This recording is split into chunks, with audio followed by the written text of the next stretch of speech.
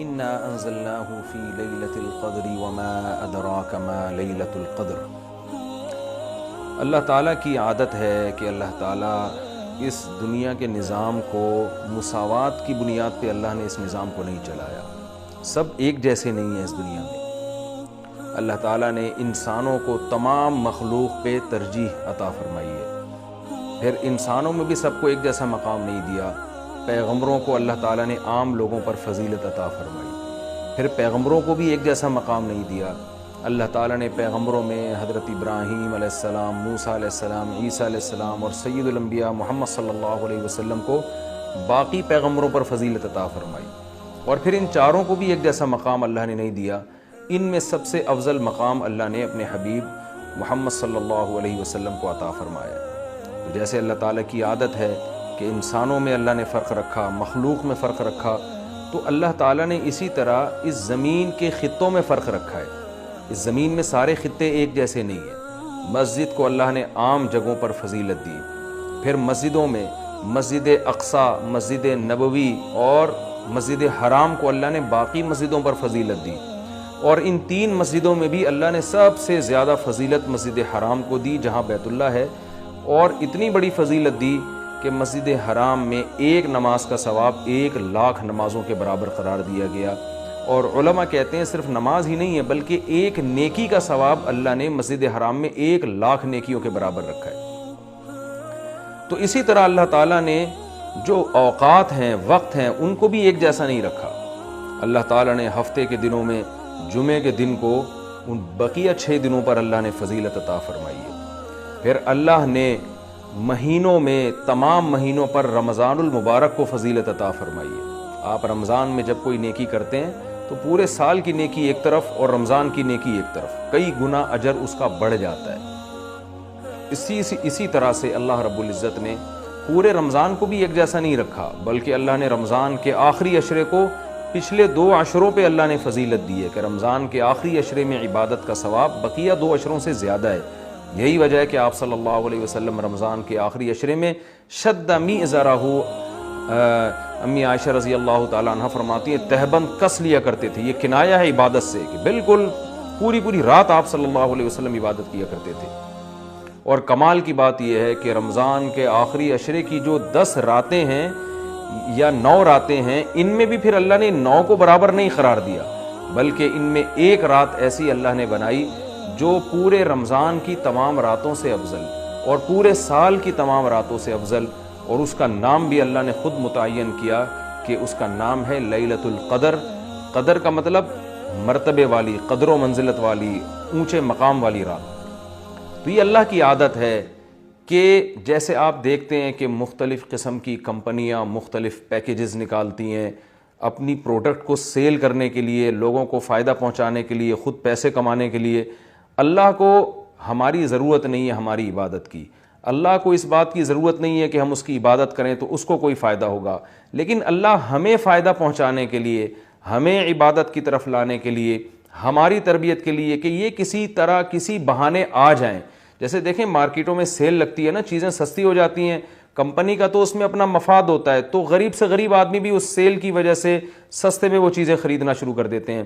تو اللہ تعالیٰ کا تو کوئی مفاد نہیں ہے ہم سے، لیکن اللہ ہمیں فائدہ پہنچانے کے لیے مختلف قسم کے پیکیج دیتے ہیں کہ آؤ رمضان کا ایک پیکیج ہے جس میں گناہ گاروں کو توبہ کی توفیق ملتی ہے، پورے سال کچھ نہیں کیا تو کچھ رمضان میں کر لو، پورے سال مسجد میں عبادت کی توفیق نہیں ملی تو چلو عمرہ کی آج تمہیں توفیق ملی، مسجد حرام میں عبادت کر لو، یہاں تو میں 1 پر 1,00,000 تمہیں دوں گا۔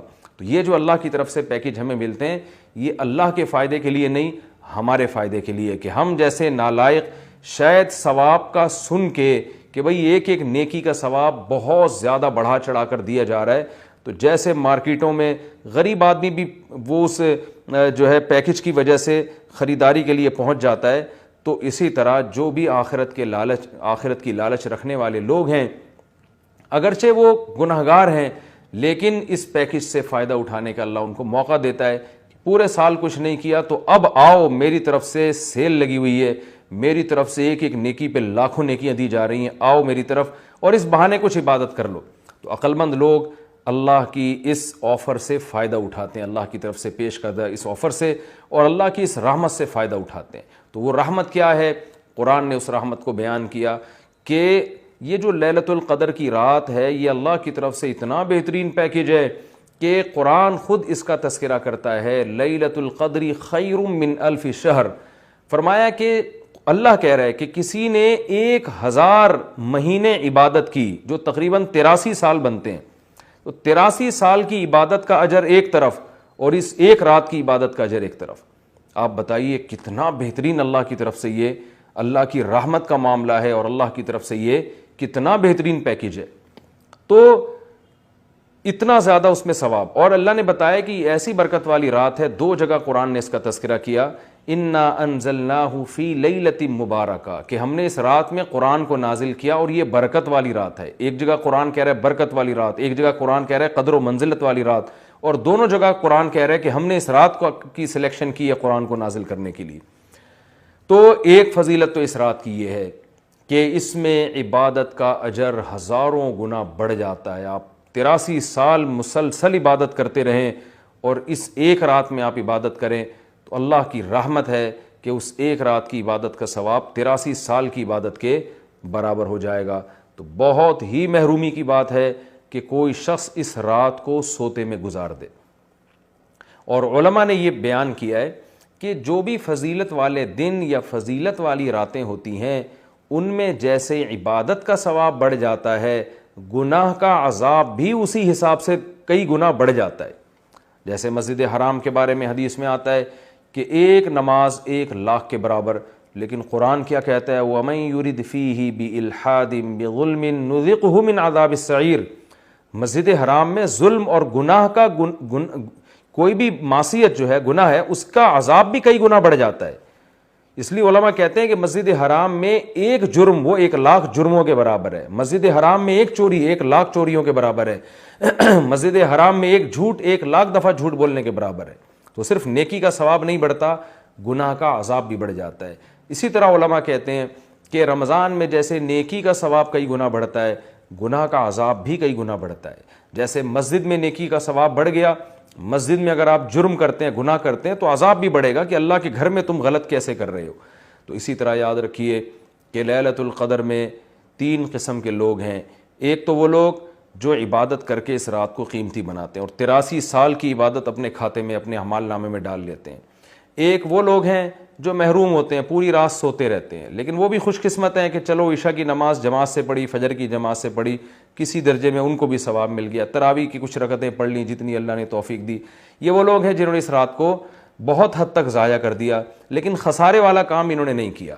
خسارے والے وہ لوگ ہیں جو اس رات میں بھی گناہ نہیں چھوڑتے, ڈرامے دیکھ رہے ہیں, فلمیں دیکھ رہے ہیں, غیبتیں کر رہے ہیں, اور عشاء کی نماز جماعت سے نہیں پڑھ رہے, گناہ کر رہے ہیں, فجر کی نماز جماعت سے نہیں پڑھ رہے.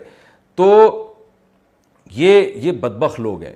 تو خوب یاد رکھیے کہ لیلۃ القدر میں جیسے عبادت کا ثواب بڑھتا ہے ایسے ہی گناہ کا عذاب بھی کئی گنا زیادہ بڑھ جاتا ہے. اور یہی حکمت ہے, علماء بیان کرتے ہیں کہ رسول اللہ صلی اللہ علیہ وسلم نے ہمیں یقینی طور پر لیلۃ القدر کی رات متعین کر کے نہیں بتائی. آپ نے یہ فرمایا کہ طاق راتوں میں تلاش کرو, آخری عشرے میں تلاش کرو. وہ رات اسپیسیفک متعین نہیں کی. اس میں یہی حکمت علماء بیان کرتے ہیں کہ اگر وہ رات متعین کر دی جاتی اور پھر اس رات میں کوئی پوری رات سو کے ضائع کرتا تو اللہ کی اس پر حجت تام ہو جاتی. اللہ کہتے تجھے تو پتہ تھا کہ آج لیلۃ القدر کی رات ہے, تو نے آج گناہ کیسے کیا, تو نے اس رات کو ضائع کیسے کیا, تو اور زیادہ عذاب آ سکتا تھا. ایسا نہ ہوتا کہ دنیا میں ہی عذاب آ جاتا. تو اس لیے اللہ نے اس کو مخفی کر دیا, کہ تھوڑا سا کنفیوژن میں ڈال دیا, کہ تاکہ اس میں اگر کوئی اس رات کو ضائع کرتا ہے تو اس کو یقینی طور پر افسوس نہ ہو, کہ ہو سکتا ہے وہ یہ سوچے شاید آج کی رات نہ ہو بلکہ ہو سکتا ہے کل یا پرسوں کی رات لیلۃ القدر ہو جائے. ایک حکمت تو علماء یہ بیان کرتے ہیں. دوسری حکمت یہ بیان کرتے ہیں کہ اگر لیلۃ القدر کی رات متعین کر دی جاتی اور اس رات اتفاق سے کوئی سوتا رہ جاتا, بیماری کی وجہ سے عبادت نہ کر پاتا, تو پھر وہ بقیہ راتوں میں بالکل بھی عبادت نہ کرتا. وہ کہتا لیلۃ القدر تو گزر گئی, اب میں رات جاگ کے کیا کروں گا, اصل جو اللہ کی طرف سے رحمت والا معاملہ تھا وہ تو میں نے ضائع کر دیا.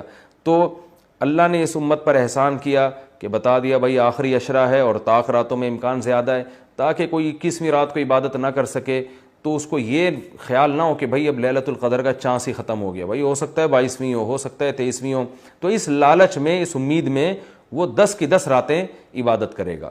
اور تیسری حکمت علماء نے یہ بیان کی ہے کہ لیلۃ القدر کی رات کو 100% متعین کر کے نہیں بتایا گیا تاکہ لوگ اس بہانے زیادہ عبادت کریں اور جو طلبگار ہیں انہی کو ملے۔ اب جو آخری 10 عشرے میں یقینی طور پر پوری عبادت کرے گا اس کے لیے تو لیلۃ القدر یقینی ہے، جو آخری عشرے میں کچھ راتیں جاگے گا کچھ راتیں نہیں جاگے گا تو اس کے بارے میں امکان ہے کہ شاید لیلۃ القدر اس سے فوت ہو گئی ہو۔ ہاں طاق راتوں میں جو عبادت کرے گا، تمام طاق راتوں میں، 21ویں میں، 23 میں، 25 میں، 26ویں، 27ویں رات، 29ویں رات، تو اس کے بارے میں بھی امکان ہے کہ وہ لیلۃ القدر کو پالے گا۔ تو اللہ تعالیٰ یہ چاہتے ہیں کہ جو پورے آخری عشرے میں تمام طاق راتوں میں خاص طور پر عبادت کریں ان کو لیلۃ القدر ملے۔ تو اگر اللہ رات متعین کر دیتے تو پھر تو ہر آدمی اس لیلۃ القدر میں جاگ لیتا، لیکن اللہ نے نظام ایسا بنایا کہ بھئی جو طلب کرے گا اور تمام راتیں جاگے گا اس کو تو یقینی طور پر لیلۃ القدر ملے گی، اور جو تمام راتوں میں عبادت کا اہتمام نہیں کرے گا تو اس کے لیے معاملہ مشکوک ہے، امکان ہے کہ مل جائے، امکان یہ بھی ہے کہ نہ ملے۔ تو اس لیے بھی علماء کہتے ہیں کہ لیلۃ القدر کی یقینی طور پر تعیین نہیں کی گئی۔ بہرحال بہت کثرت سے اس بارے میں روایات ہیں جن میں آتا ہے کہ رمضان کے آخری عشرے میں اور رمضان کی طاق راتوں میں خاص طور پر آپ صلی اللہ علیہ وسلم نے فرمایا کہ لیلۃ القدر کو تلاش کرو۔ تو ہمیں لیلۃ القدر میں کرنا کیا ہے؟ اس میں کچھ بدعتیں بھی پھیلی ہوئی ہیں، جتھے بنا کے مسجدوں میں جانا اور اجتماعی عبادتیں کرنا، یہ تمام چیزیں اسلاف سے ثابت نہیں ہیں، اور ان کو دین سمجھ کے کریں گے یہ بدعت ہو جائیں گی، سنت سے دور ہیں یہ سب چیزیں۔ انفرادی عبادت ہونی چاہیے، نماز کا کوئی الگ سے مخصوص طریقہ ثابت نہیں ہے لیلۃ القدر کی رات میں، جو طریقے سے عام آپ نمازیں پڑھ رہے ہیں وہی اسی طریقے سے، یہ نہیں کہ پہلی رکعت میں یہ صورت دوسری میں یہ صورت، یہ تمام چیزیں لوگوں میں پھیلی ہوئی ہیں، یہ بدعت ہے، ان کا حقیقت سے سنت سے کوئی تعلق نہیں ہے۔ تلاوت کریں، دعائیں مانگیں اور تہجد کی نماز پڑھیں، جتنے نوافل اللہ آپ کو توفیق دیتا ہے، آپ جیسے عام معمول ہے نوافل پڑھنے کا اسی طرح پڑھیں، اور بہتر ہے گھر میں عبادت کریں۔ گھر میں اگر مشکل ہو رہی ہے تو مسجد میں بھی جا سکتے ہیں، لیکن نوافل گھر میں پڑھنا یہ مسجد میں پڑھنے سے زیادہ افضل ہے۔ مسجد میں شور شرابہ کرنا، لیلۃ القدر کے نام پہ جتھے بنا کے بیٹھنا، پھر لیلۃ القدر کی رات پہ پوری رات پروگرام چلنا مسجدوں میں، یہ سب چیزیں لوگوں کو عبادت سے غافل کرنے والی ہیں۔ بیان بھی ہونے چاہیے مختصر، آدھا گھنٹہ ہو گیا، 1 گھنٹہ ہو گیا، باقی وقت عبادت میں لگانا چاہیے۔ دوسری بات یہ کہ اتنی کثرت سے عبادت کرنا کہ آپ کا دماغ ہی خراب ہونا شروع ہو جائے، نیند سے حالت خراب ہو جائے، تو یہ بھی ٹھیک نہیں ہے۔ کچھ دیر آرام بھی کرنا چاہیے تاکہ جتنی عبادت ہو وہ طبیعت میں نشاط کے ساتھ اور فریشنس کے ساتھ ہو، آپ اس میں ٹینشن میں نہ آ رہے ہوں۔ اور ایک اہم بات یہ بھی ہے کہ اصل عبادت گناہ چھوڑنا ہے۔ آپ صلی اللہ علیہ وسلم نے لیلۃ القدر میں ہمیں جو دعا سکھائی ہے اس دعا کا مفہوم بھی یہی ہے۔ صحیح حدیث میں دعا آتی ہے کہ لیلۃ القدر میں یہ دعا مانگو، اللہم انک عفو تحب العفو فاعف عنا، اے اللہ تو سراپا معافی ہے، معافی کو پسند کرتا ہے، ہمارے گناہوں کو معاف کر دے۔ تو اس سے پتہ چلتا ہے کہ لیلۃ القدر میں نبی ہمیں یہ سکھا رہے ہیں، یہ سمجھا رہے ہیں کہ گناہوں سے توبہ کرنی ہے، معافی مانگنی ہے۔ ظاہر ہے جس جرم سے معافی مانگی جاتی ہے تو اسی بیس پہ مانگی جاتی ہے نا کہ آئندہ آپ چھوڑنے کا عہد کر رہے ہو۔ آپ نے کسی کا دل دکھایا، کسی کو ٹینشن دی، اب آپ اس سے سوری کر رہے ہیں، وہ کہتا ہے ٹھیک ہے آئندہ ٹینشن نہیں دینا، آپ کہتے ہیں دوں گا تو میں آئندہ بھی تمہیں ٹینشن، تو وہ کہے گا پھر یہ تو معافی نہیں، یہ تو معافی کے نام پہ مذاق ہو گیا بھائی۔ تو نبی جو ہمیں دعا سکھا رہے ہیں اس میں اصل بتا رہے ہیں کہ لیلۃ القدر کی رات میں اللہ سے دعائیں مانگ کر توبہ کرنی ہے۔ تو اس رات میں آپ عبادت کریں، اللہ سے دعا مانگیں، اور دعا کیا مانگیں کہ اللہ جو گناہ ہماری زندگی میں ہیں ان سے ہم توبہ کرتے ہیں اور آئندہ ہمیں ان سے بچنے کی توفیق عطا فرما۔ گناہ کیا ہے؟ نمازوں کا قضا کرنا، داڑھی کاٹنا، خواتین کا بے پردگی کرنا، اور سود لینا، بہنوں کی وراثت نہ دینا، اور جاندار کی جو تصویریں آج کل لوگوں نے گھروں میں ڈیکوریشن کے طور پر تصویریں لگائی ہوئی ہوتی ہیں، یہ سب ناجائز ہیں۔ آپ صلی اللہ علیہ وسلم نے فرمایا ان من اشد الناس عذابا یوم القیامۃ المصورون، کہ سب سے سخت ترین عذاب قیامت کے دن تصویر بنانے والے کو ہوگا۔ ڈیجیٹل کیمرے کی تصویر میں تو بہت اچھا خاصا علماء کا اختلاف ہے کہ ہماری رائے یہ کہ تصویر میں داخل نہیں ہے، لیکن جو پرنٹڈ تصویر ہوتی ہے اور کسی شرعی عذر کے بغیر ہو. ایک تصویر کسی ضرورت سے ہوتی ہے, بلا وجہ شو بازیوں کے لیے اپنے باپ داداؤں کی تصویریں دیواروں پہ سجانا, یہ فیشن ہمارے یہاں بنتا چلا جا رہا ہے. اور جو بت بنے ہوئے ہوتے ہیں تصویر کے نام پہ, وہ بھی اسلام میں حرام ہے. تو ان سب چیزوں سے ہمیں لیلۃ القدر میں توبہ کرنی ہے. شراب سے, زنا سے, بد نظری سے, والدین کی نافرمانی سے, رشتہ داری توڑنے سے. آپ صلی اللہ علیہ وسلم نے فرمایا جو خونی رشتوں کو توڑتا ہے وہ جنت میں داخل نہیں ہوگا. لیلۃ القدر کی رات میں آپ اپنے خونی رشتوں کو منا لیں. اس رات میں آپ اگر رشتے کو جوڑیں گے, اس کا ثواب کئی گنا زیادہ ملے گا, اس کی برکتیں بہت زیادہ ہوں گی. تو اس رات میں صدقہ خیرات بھی کرنا چاہیے. اور ان تمام جرائم سے, نماز چھوڑنے کا گناہ, سود کا گناہ, وراثت کھانے کا گناہ, جو بھی ناپ تول میں کمی کا گناہ. آپ اگر کسی ادارے میں جاب کرتے ہیں, آپ تنخواہ پوری لے رہے ہیں مگر آپ کام میں ڈنڈی مار رہے ہیں, یہ خیانت ہے جس سے قرآن نے روکا ہے. یہ بھی ایک جرم ہے, اس جرم سے بھی ہم نے اس رات میں توبہ کرنی ہے. اگر کوئی کرایہ دار مالک مکان کے گھر کو امانت کے طور پہ استعمال نہیں کرتا, یہ بھی امانت میں خیانت ہے. اور اگر مالک مکان کرایہ دار کو تنگ کرتا ہے یا کرایہ دار مالک مکان کو ٹائم پہ کرایہ نہیں دیتا, یہ بھی جرم ہے جس کو قرآن بیان کرتا ہے امانت میں خیانت. تو جہاں بھی دو آدمیوں کا معاملہ ہو رہا ہے اور اس میں آپ ڈنڈی مار رہے ہیں, یہ بہت بڑا جرم ہے. قرآن میں اہل جنت کی یہ صفات بیان نہیں کی گئی ہیں. تو اخلاق کو اپنے درست کرنا. آپ صلی اللہ علیہ وسلم نے فرمایا منافق کی 3 نشانیاں ہیں. بات کرتا ہے, جھوٹ بولتا ہے, امانت دی جائے تو خیانت کرتا ہے, اور جب کسی سے بحث مباحثہ کرتا ہے تو گالم گلوچ پہ آ جاتا ہے. آج دیکھیں دفتروں میں کیا حال ہے, بات بات پہ گالیاں, ذرا سا کوئی مسئلہ ہوتا ہے فوش فوش گالیاں نکالنا شروع کر دیتے ہیں. تو یہ تمام چیزیں ایسی ہیں جن سے ہمیں اس رات میں توبہ کرنی ہے. اللہ تعالیٰ سے دعا ہے کہ لیلۃ القدر کی رات اللہ ہم سب کے لیے خیر اور برکت والی بنائے, اور اس رات میں ہمیں عبادت کی توفیق عطا فرمائے, اور اس رات میں ہمیں گناہوں سے سچی توبہ کی توفیق عطا فرمائے. وما علینا الا البلاغ.